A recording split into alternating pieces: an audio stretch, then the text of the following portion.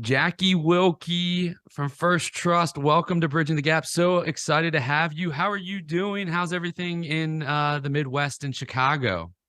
I'm doing great. Thanks, Matt. Things are good. Really excited to be here. Huge fan of the pod, huge fan of everything that you're doing to help not just your clients, but advisors also. So, really looking forward to this conversation. You're too kind, and we didn't pay you to say that, so I really appreciate that. So thank you. We It's always good to have fans of the podcast. We've had some amazing guests sharing stuff, and you're just another addition in that line. And I'm so excited to have you because this idea of practice management, training, coaching, business consulting is something that I'm really a big believer in, and that's some of the things that we try to provide on this podcast of how do you become a better, more efficient, more valuable advisor because the overall mission is how do we serve more families, and I think that what you're doing and the work you put in is incredible. So I'm stoked to dive into that with you. But before we do, I always am interested in kind of the journey, and the way that I like to do that is like, you're working at First Trust now. I think 7+ years there. You're in business consulting and practice management and coaching and training. you know I'm wondering, what did the 13-year-old Jackie Wilke want to do? Was it like, you know what, I'm going to go work for First Trust. I'm going to help advisors better their firms. Was that the 13-year-old? And if it wasn't, what did the 13-year-old Jackie Wilke want to do? Yeah, no, I did not have that kind of foresight when I was 13. Um, First Trust was barely getting going at that point. So when I was 13, it changed daily. It could be anything from I wanted to be a veterinarian, I wanted to be a singer, songwriter, actress. It was always changing, but I always loved kind of the creative side of things. So I was definitely drawn to theater, choir, dance. So I did a lot of that when I was at that age, and probably thought I could make it big in Hollywood at some point. And I see you've got the Rick Rubin book behind you, which is also shows your creative side, which is an incredible book if you haven't read it. But so walk us through, right? You're going from venturing into veterinarian or creativity or drama or musician, whatever it may be on the creative side or art side, and now you're at First Trust. So what does that journey look like from 13 until where you are today with your role in First Trust? Yeah, it's been an interesting journey, and I always love to share to hopefully inspire other people who don't have a traditional background or education in college that would lead to financial services, because I think there's so much room for a lot of different people in this industry. So in college, I studied Spanish and business, didn't really know what I wanted to do. When I graduated, both my parents work in the industry, and I've actually been at First Trust for a little over 13 years. I've just fixed my LinkedIn. But when I graduated, I wasn't sure what I wanted to do, but I really loved sales. I loved helping people. So I had the opportunity to interview for the inside sales desk at First Trust, got the job, and the rest is kind of history. About so many years into working on the inside sales desk, wasn't what I wanted to do. I really loved the business building, practice management side of things. I loved the content. I loved helping advisors with the things that go with working on the business as you work in this business. And at that time, I was very fortunate. The head of our team, Chris Jackson, was expanding the team. So I got the chance to join that team about 9 years ago. And the rest is history. I love it. I love this side of working with advisors on the things that come with helping them be successful and giving them the time back to do what they want to do and sharing what's working for others. It's I love that journey, and I think that that is inspiration for people to say that, they think financial services and they have to have all this knowledge and, education on it, but you can come from multiple different backgrounds and you can add value. And that unique perspective actually betters our industry. I think it makes us more unique. It provides different perspectives so we don't get kind of so narrow-minded or monolithic in our focus. And I also think about, this is one of those avenues that people, especially in the industry, forget about with our kind of partners, right? You think about First Trust, you think about kind of the investment solutions. You don't think about business consulting and the value that that can provide. You think about Invesco, which is here in our backyard, and it's like they have the same ideas as well. Not talking about competitors, but people think about it as an investment firm, but y'all have so much more other services. And so I'm curious, I'm hoping maybe you can provide some perspective of what is business consulting in the eyes of First Trust, and what is it that you are trying to help your clients do And how do people get more access to it? And then I want to dive into some of the actual tactical topics that you talk about. But I think it's so necessary for people to realize that their partners have such value beyond the core value that you perceive them to have, which is so great in our industry. Yeah. So our big focus at First Trust is the financial professional. Of course, the firms that support them, the enterprises that go along with the financial professional, but we're all in on you and the others like you, those who are truly dedicated to serving their clients. So that's what we pour our resources into. And there's some other firms that also do the same thing. So me and I'm on a team of 5 other individuals, 6 of us total, and we're all in-house. So those who are partnering with First Trust, those who are exploring other resources that we provide, that's a big part of it. So in addition to the thought leadership on the market, the economy, the investment solutions, and our incredible PMs, we're kind of a third leg of the stool at the firm in helping the advisors with the other things that come with working on the business as you work in this business. So our team, I have to give a shout out to them. They're absolutely incredible. We have true experts in different areas. So we're all specialized. And a lot of what I focused on is helping professionals with women investors, multi-generational families, and the next gen, not just the next gen investor, but the next gen of value, of communication, client experience. Where are we going to go and how do we navigate getting there? You mentioned something right there, and I think that listeners that don't know about the partner's other capabilities outside of the core competency that we see them as need to explore that, because that's, I think, where there's so much value and leverage that can be had as a growing firm and because of the insights that they provide, right? You don't need to go get a McKinsey. You can use your partners that you have with valuable resources. I think that's so important. But you also mentioned something there kind of what you're talking about of client experience. You mentioned the word client experience. I want to dive into that for a second because I think that's such I mean, it's integral, right? It's the way that our client feels. And I think that there's this perception of how it's supposed to be. But I'm curious because you've interacted with so many firms of on the client experience side, from your perspective, what separates good firms client experience from like awe-inspiring, memorable client experiences? Because I think we let compliance get in the way. We let, that we're dealing with money and finances get in the way. But I think that there's an opportunity, and some firms are doing a really great job of it, of thinking about the client experience in a different way. So from your perspective, what have you seen separate good from amazing, memorable? So I like to use Taylor Swift as an example of an amazing experience. So I went to her concert this summer. Big fan of her. I wouldn't label myself a Swiftie, but went to her concert this summer. And if you look at everything, the concert's just one part of her experience. And she is very clear that she is not all things to all people. So she has created this raving fan base, delivers a consistently incredible experience to that fan base that not only keeps them incredibly loyal, but they can't help but tell other people about her. And she's not all things to all people.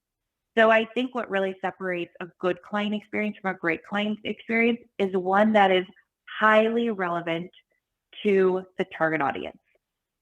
So it's focused on who and why first, and then they get into what and how. I think foundationally, that's what separates good from great, is that this client experience is personalized, it's customized, it's never out of sight, out of mind. It doesn't just touch on the investment side of things, it touches on all the pieces of the puzzle. It's got as much surprise and delight in there as it does, we're going to give you clarity and certainty through financial planning. Yeah, dive a little bit more into the concept of why and when versus what and how. Dive a little bit more into what that means and how you see that, and maybe some actionable tactical ways that firms can implement something of that nature. Because I think that there's a lot of gold there in that statement. Yeah, so it's who and why, powered by what and how is the formula that we use in our coaching, whether we're talking about segmentation, we're talking about centers of influence, we're talking about client experience. So who and why comes first. We are in the attention economy. Everyone is vying for our time and attention. You and me, the audience who's going to listen to this, our clients, our prospects. So if you want to get someone's time and attention, the more relevant it can be to them, the more likely you are to accomplish that. I love the Theodore Roosevelt quote that people don't care how much you know until they know how much you care. So that's why we always start with who and why. And it could be, who is the person that we want to engage? Is it our top client? Is it their next generation? Is it business owners? Why would they give us their time and attention? Okay, we're going to talk about education. Or for that next generation of our clients, we're going to help them with financial literacy and some behavioral finance coaching. Okay, so for our top clients, this is one story from a professional recently told me, his clients recently celebrated their 35th wedding anniversary. So they invited the clients to the office for champagne and cupcakes to celebrate their client's wedding anniversary. And you would have thought that they bought them a new car. Like, so there's different layers to how we're scaling it, but starting with the who and the why first, then getting into the what and how. Because if it's who and why first, let's say you do want to talk about a new technology, a new product, a new resource that you have internally. If you position it as why this matters for your clients, for your prospects, for your team, it's going to be felt as an up service, not an upsell. Nobody wants to be sold to. People want to be serviced and feel like they're a part of something that's designed for them.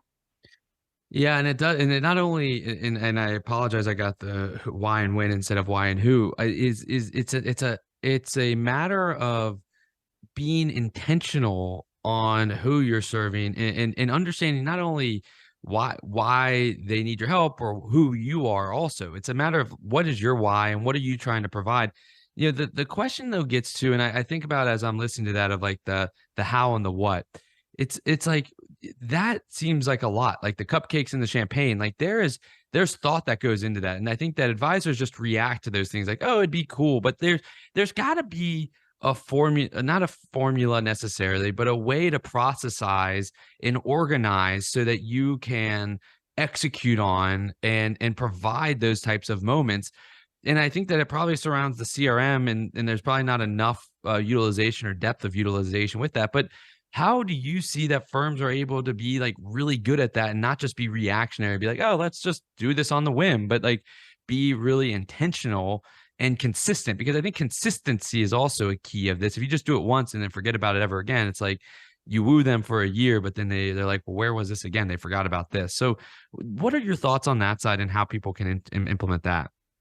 Yeah, so that's a great question because we only have 24 hours in a day. It feels like we don't even have that 24 hours, and nobody wants to work 24 hours a day.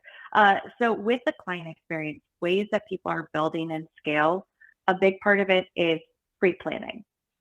So I like to think of, there's 3 engagement paths.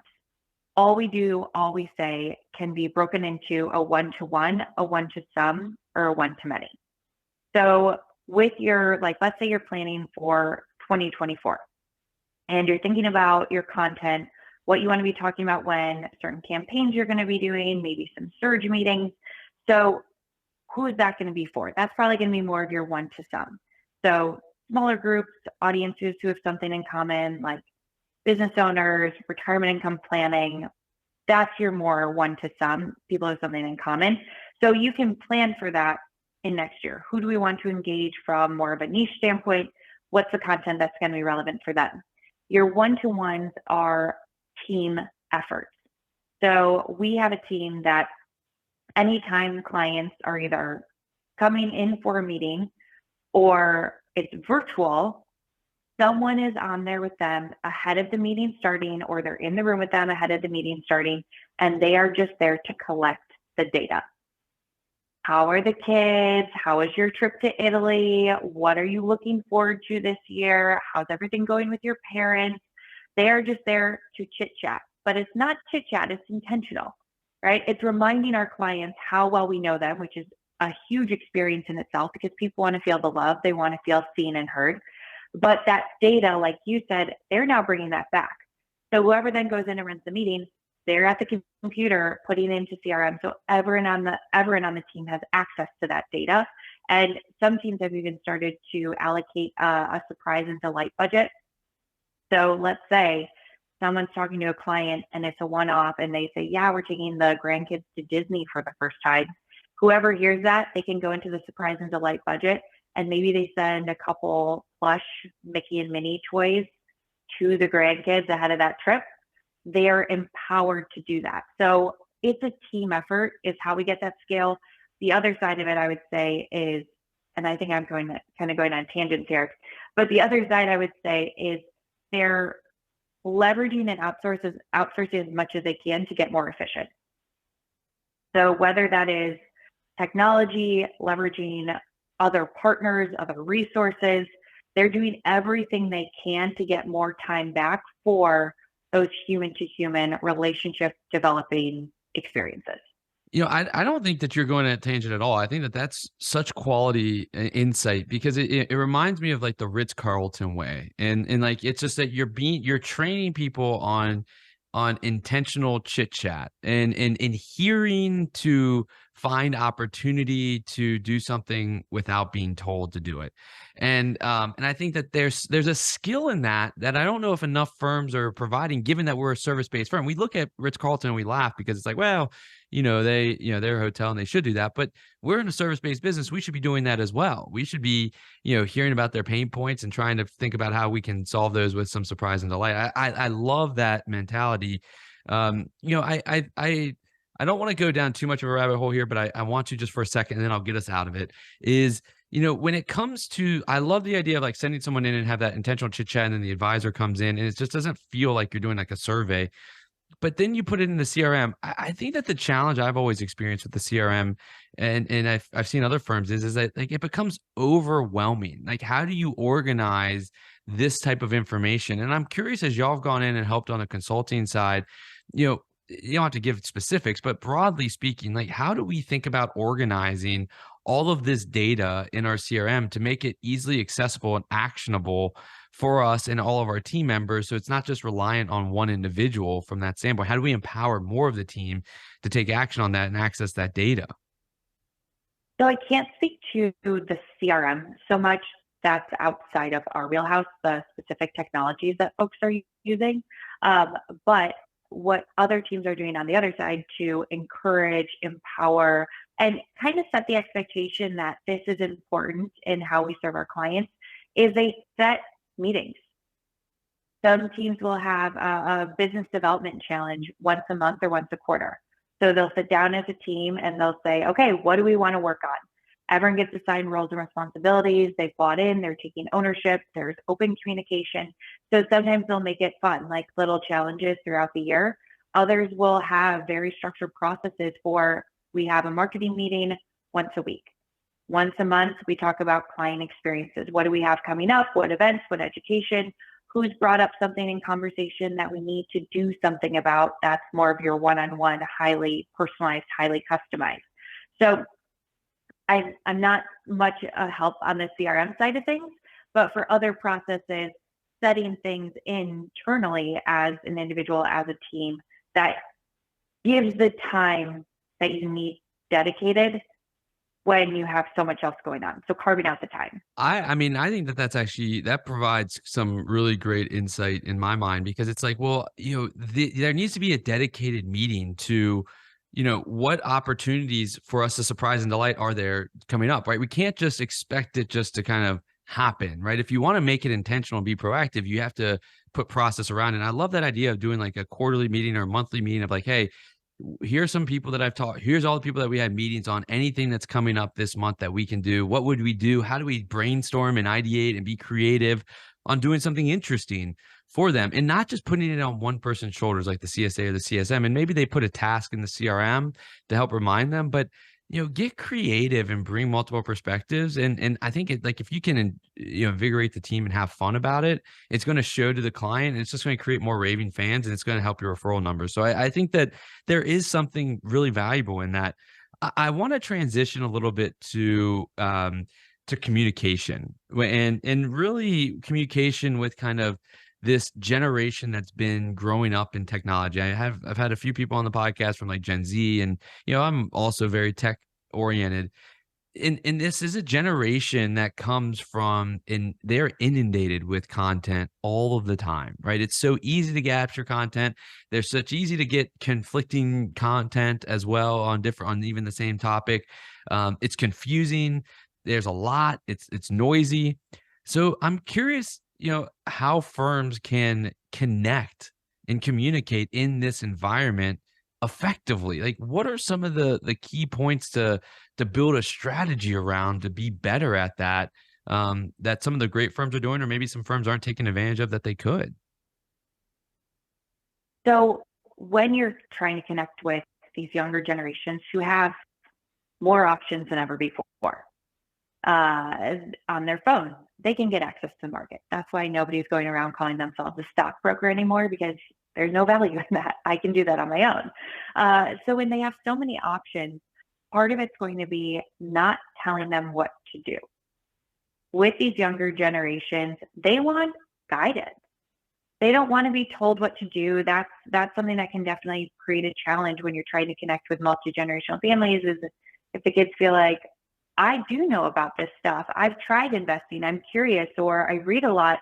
Don't tell me what to do. They want to be involved in it. So giving them the power to take ownership, guiding them, helping them poke holes in what they think they know through education, going personal with Surprise and Delight, with certain events, that's a great way to break through. And again, you're not trying to engage with everyone in a generation. So the more specific you can go, whether it's in your content, in your client experience, in resources that you're developing, the more that you can help them identify whether or not this content's relevant for them, the more likely they are to buy in, right? If someone's talking about retirement income planning, I personally, not on my mind, I'm not going to tune in. But if it is something about caring for aging parents, or should you start a 529 plan for your child, it's more around the life events that are relevant for them. So you're more likely to get their attention. And the structure that I use and that we coach a lot of advisors on is the 4 C's. So your content's the foundation. Who is it relevant for? Why would they pay attention? Then we pick our channels. So is our channel going to be a webinar? Is it going to be LinkedIn? Is it going to be an email newsletter? What's the channel? I always joke that you're not going to have a lot of success with the yellow pages anymore. So you have to think about what channels are actually relevant. Where are they tuned into? And a lot of times our channels are layered. So you host a webinar first, that gets recorded, then that lives on your website. You put snippets on LinkedIn, you share it with your existing clients. Hey, if you know anyone who might benefit from this education, we just had this fantastic webinar. Here's a replay. Feel free to forward it. Those channels are important. And that's the 3rd C is curating. So if you want to reach the next generation, a great way to get to them is through your existing clients. Whether your existing clients are next gens themselves, or they're the next generation of some of your older clients, curating those relationships. So encouraging clients to share your resources with those people that they know. So one of the things I talk about a lot is offering a 20-minute Ask Anything session. So we have an email template for anyone that's interested. We have an email template at First Trust that you would send to clients saying, hey, a lot of you have been asking if we're available to talk to friends and family. People feel like there's volatility, there's uncertainty. They don't know what they don't know. They just have questions. They want a sounding board, second opinion. We are available. We're doing these 20-minute Ask Anything sessions. Here's some things we might talk about, like meaningful outcomes, strategic planning, financial confidence, portfolio management. If anybody wants to set something up, here's exactly who you reach out to. So we curate our reach through those people that are already our raving fans to get in front of the people that they know. And then finally, like you said, consistency is the 4th C. Consistency is what breeds trust. If you offer to be a resource for them now, and you continue to be a resource for them over time before that next generation either experiences their own wealth event because they're building wealth, or they receive an inheritance, they trust that you truly care about them. You're not just reaching out to them after a liquidity event. saying, hey, we care about you now that you have the money. We'd love to talk now. So those are the frameworks that we use, is the content channels curate consistency. And with that, you should be able to break through a lot simpler. Simple is not always easy, but simpler than if you just try to go out there and start engaging the next generation. There's a lot there, and I think that I love the idea of not telling them what to do, which is a little bit different than the new generation, right? And I think that that's kind of because they've grown up in this a little bit of an entitled, and I think the generations would say that we've been a little bit more entitled than past generations, and so we want to have a say. We've had a say somewhat in our lives at points, and we have now these outlets that we can have a say, so that, like, it doesn't make it wrong. It's just you either have to adapt to it, or you're going to get passed by because of it. And you just have to be open-minded and eyes wide open.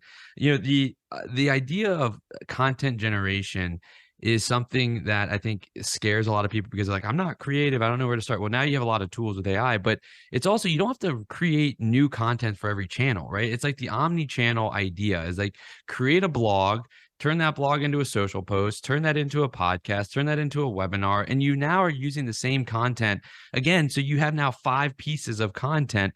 And the other thing is that I love that ask anything, the 20 minutes. It's like what they now have, all the cool kids and the cool thought leaders are doing, like the AMAs, like the ask me anythings. Like, that's a really cool way. You can do it on different channels. You could do it on LinkedIn. You could do it on a webinar. You could do it in in a Twitter thread or whatever you want. But then you can use those questions to drive your content. So you just have to be thoughtful in how you utilize all these different things to create multiple pieces of content. And I want to go back to something that you touched on, Matt, because I think you do a great job on this yourself. Is a great source of content is you. As a financial professional, the most unique thing about your business is you, the human capital. The tools in the toolbox are becoming democratized and commoditized in their own right. So sharing your why story, giving people insight into what your client experience looks like. We had a team recently, they posted a photo because on LinkedIn, they hosted a client event. They rented out the movie theater for the Barbie movie, and they invited clients. They wanted to bring a guest they could. And so they posted the picture on LinkedIn, and one of their clients' connections, because their client liked and commented on the post on LinkedIn, one of that client's connections saw that activity, reached out to their friend, said, hey, I don't remember the last time I've heard from my financial professional. That looks like that was an awesome event. Is there any chance you could put me in touch with your advisors? Mm-hmm. So a great source of content is just building in public. Your why story, what your client experience looks like for people to see. And it gets back to authenticity, but I think that the challenge that we all have with authenticity is that we get to the one point that you made earlier, is that we try to be everything to all people, all things to all people. And if your authentic self, you're going to create, and you're going to attract the people that resonate. And that's the beauty of this industry, is that there's so many opportunities that our tools are all very similar. The reason that there are so many advisors is because there are no 2 individuals that are alike, and that's the beauty of it. And so being authentic in your content and embracing that, not trying to be who you think the clients want you to be, is really, really important. And I want to use this kind of this conversation as like a kind of a jumping point to really kind of the concept of bridging the gap between the current gen and the next gen. And I think that this is a tough topic, because we talk to like, you think about like a firm similar to ours, right? We are, retirement income oriented shop, and trying to bridge the gap to the next gen is difficult, because we always talk about, value investing, and the next gen is younger and they need more growth investing. And so you can't have the same conversation. You have to be nimble on your feet. What are some ways that you're seeing firms be really good at kind of bridging this gap to the next gen? And is it something, well, let's start there, and then I have another follow-on question to that.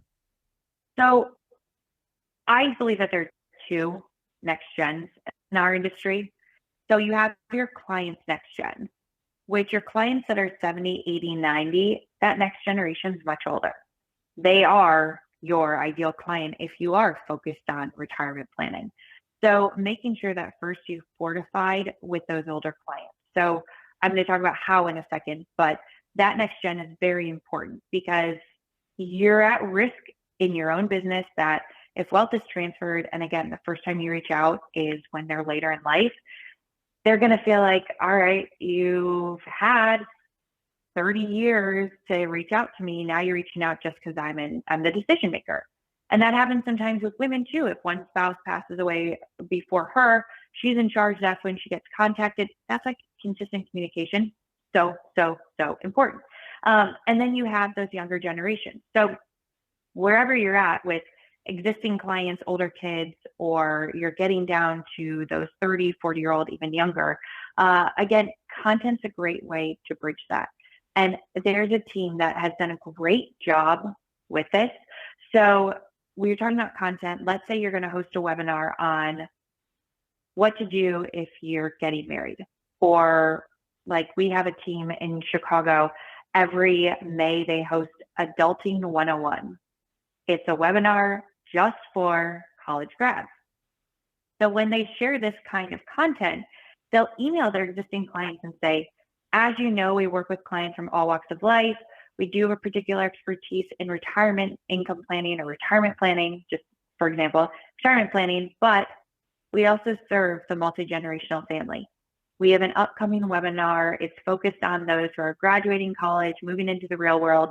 We're sharing the invitation with you, our valued clients. Should it be someone that's in your family or someone that you know, we welcome anyone and everyone to participate. And I love that language where you're not going to alienate your existing client base saying, we're pivoting.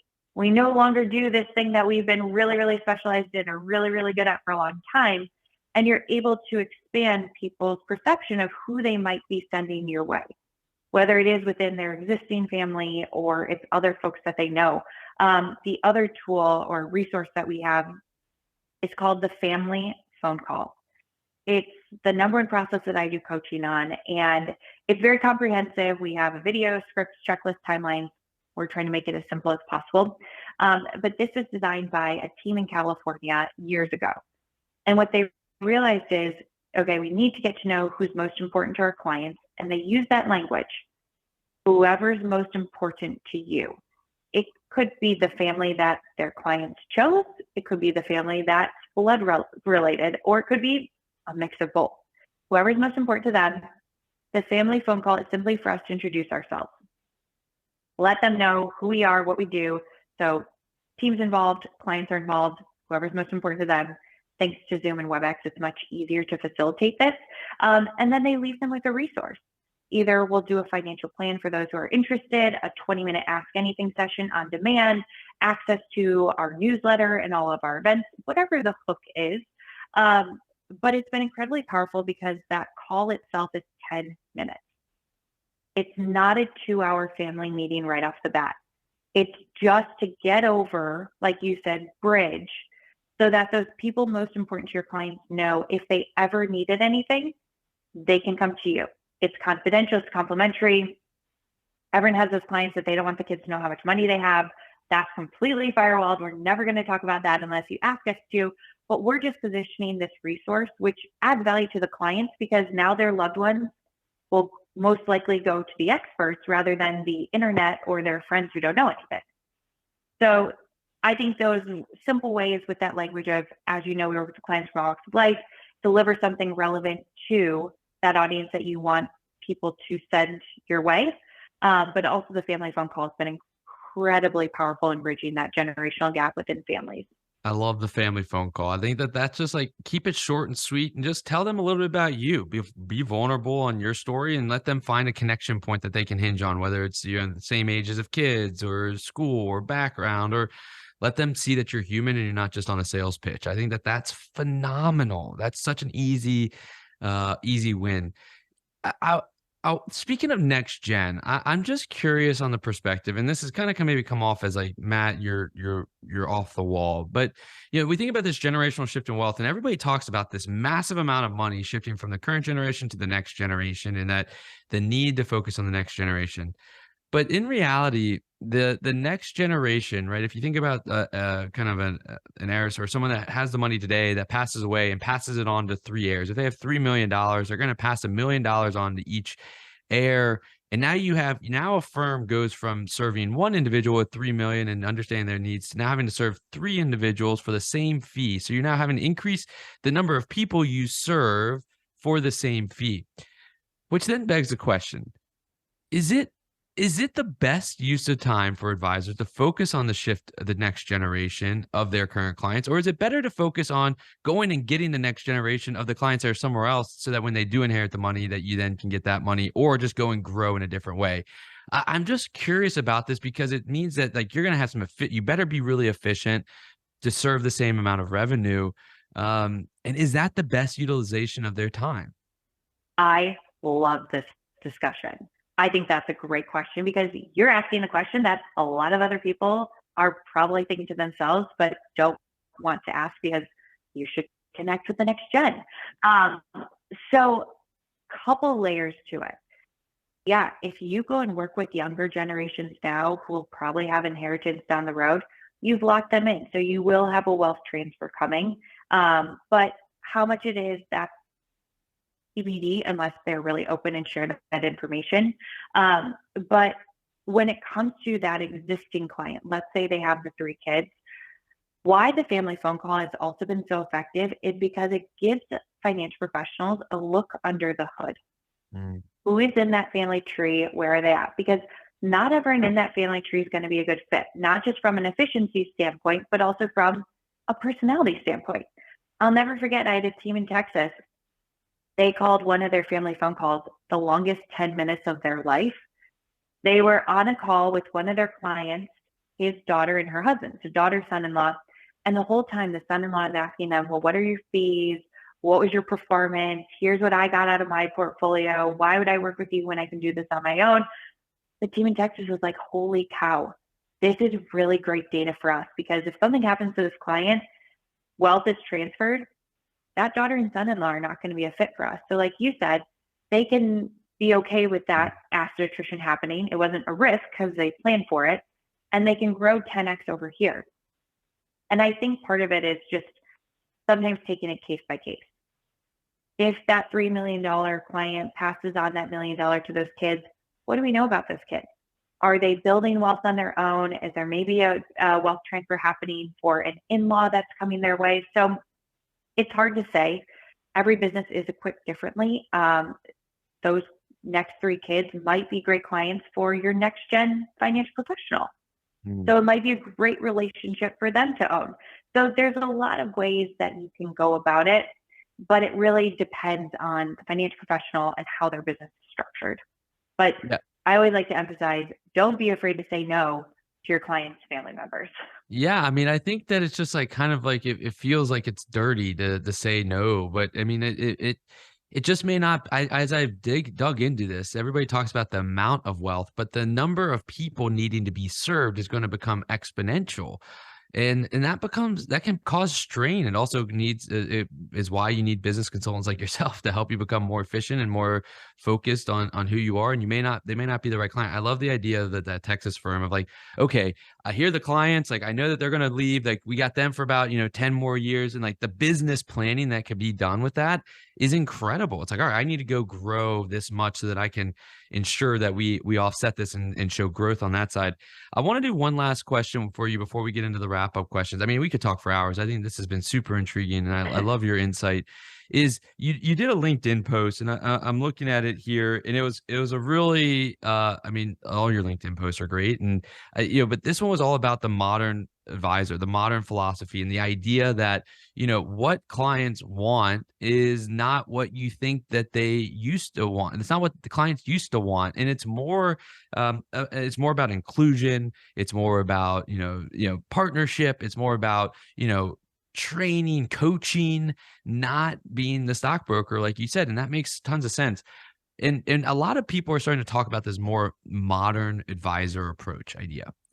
I'm curious, what does that mean to you the modern advisor approach. And then how can advisors lean into that more effectively? Again, it's a balance because your current clients don't want that. Your newer clients may want that because you have this segmentation of 70-year-olds and 50-year-olds, and they're different people, and you've got to be agile and flexible enough. So how do advisors lean into that kind of structure?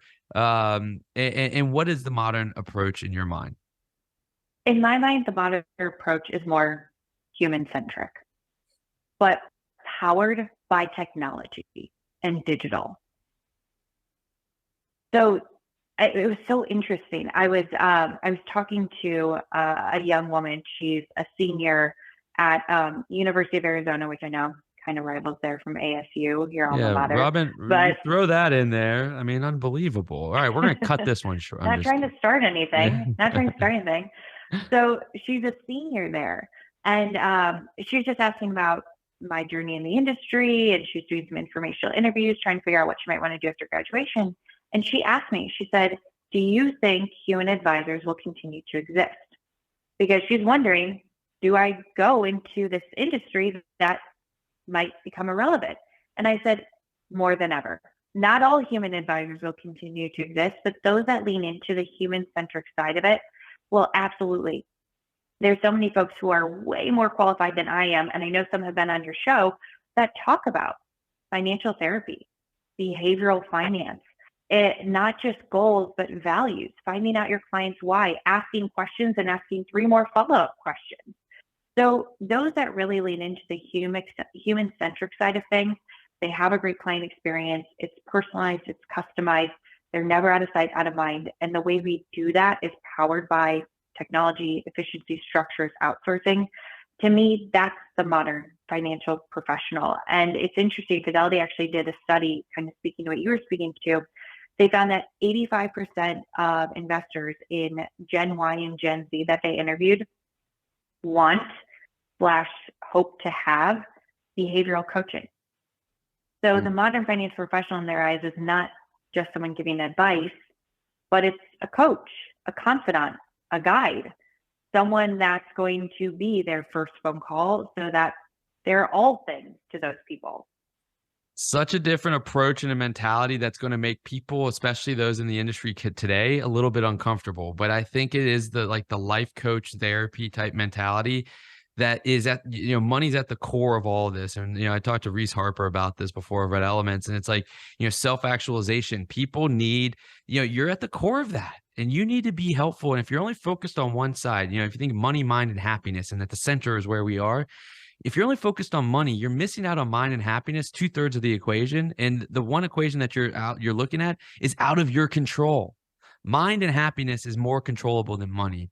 And if you want to bridge it all together and show your unique value, you got to find that center of those 3 circles. And I think it's just a super interesting approach. I think you're definitely ahead of it, and I'm glad that you're talking to advisors on the platform that you have at First Trust. And Jackie, I mean, we could continue this conversation forever. It's super interesting. I love what you're doing. I'm inspired by what you're doing. And so I want to wrap this up with my 2 questions. I'm a constant learner, lifelong learner. I love to learn through reading. And learn from others that are much smarter than me, like yourself. And I'm always curious, what's one of those books out there that you think that everybody should read or reread if they have already read it? So actually, I have two. I'll We'll be quick. take them. Um, the first one's a newer book that I read. It's called A Well-Lived Life by Dr. Gladys McGarry. She is a 102 years old doctor, still living, and it's her 6 rules for a well-lived life. It's great for mindset. I think it's great to incorporate into your client experience and the planning conversations. The other one is Blue Ocean Strategy. I don't know if you've read it, but one of the things that I love about financial professionals that we work with is that they don't see other financial professionals competition. They're in competition with themselves. How can we be the best that we can be? And the whole premise behind Blue Ocean Strategy is not trying to compete with others. It's to create your own blue ocean. So I think it's a great business development book for anyone that's thinking about how do we pivot, how do we shift, with making sure that it's authentic and true to what you want to build and what you're going to actually enjoy doing. I love those. I love those. Blue Ocean's up there. I haven't read it yet, but I need to. The last question I want to ask, we talked about a lot. There's so much gold in this podcast, but if you think about what you hope or what you can think of as one actionable piece of advice that you hope that advisors can maybe take away from our conversation, or that they can implement tomorrow in their day to day or in their firm, what would that one piece of actionable advice be that you think you could give them? My piece of advice is stay curious.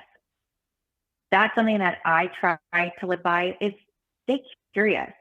Don't ever think that you've got it all figured out, because the next thing you know, there's a new generation or something else comes up or something's disrupted. So I think staying curious goes a long way, not just curious with your business, but curious with your clients, asking more questions, asking better questions, curious with your team, and curious with the beliefs that you hold, because there's always some new information that might change what we think or what we believe. So stay curious. That I would say is my number one. Stay curious and be open-minded. Don't be grained to what you used to what you know. And I love that advice, Jackie. So Jackie, you've got a wealth of knowledge.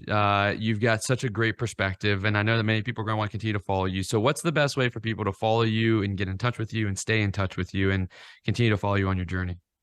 Yeah, so very active on LinkedIn. I also write a blog for First Trust called Insights Innovations, quick ideas from the real work that we see coming from the financial professionals we work with. If you want to get that, just reach out to your First Trust wholesaler. And for anything else First Trust related, related to my resources that I mentioned today, or if you want to explore more from our advisor consulting group internally, your wholesalers, our website, those are the best places to start. So if you don't know your wholesaler, DM me on LinkedIn, happy to connect you. But yeah, we're just trying to put out great ideas and serve the advisor. And jump on that if you can, because it's a resource for valuable, so valuable. Jackie, thank you for spending some time with us here today. Really appreciate this conversation, and looking forward to staying in touch and continuing to help with all y'all are doing in the industry. Thanks, Matt.